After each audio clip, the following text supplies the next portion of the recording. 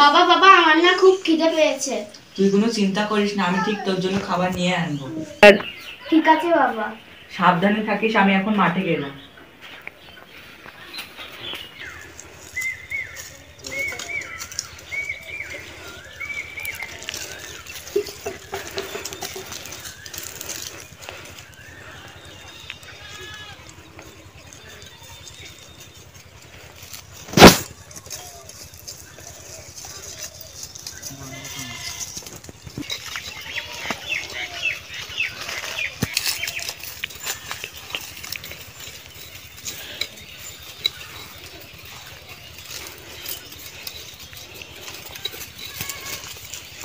অনেক বেলা হয়ে গেছে, চ ভাত খেয়ে নি।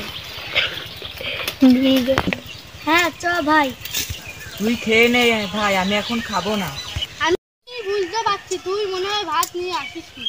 চ আমার ভাত থেকে আমরা দুজন খেয়ে নি। না না, আমি খাবো না, তুই খেয়ে নে। আরে চ তো।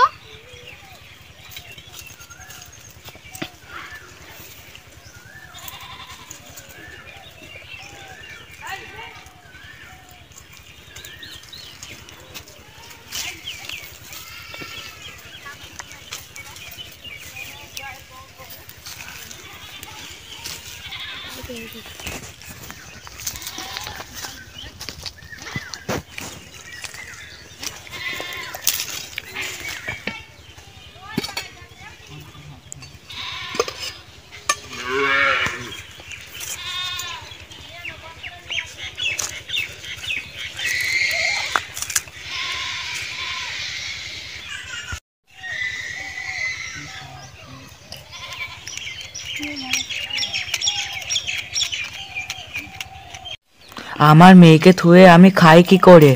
আমার মেয়েও তো সারাদিন খায়নি, ওর জন্য নিয়ে যাই ভাতটা।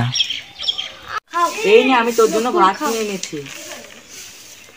বাবা একটা কথা তোমাকে যে কি করে বলবো আমি বুঝতে পারছি না। আরে কি হয়েছে বল।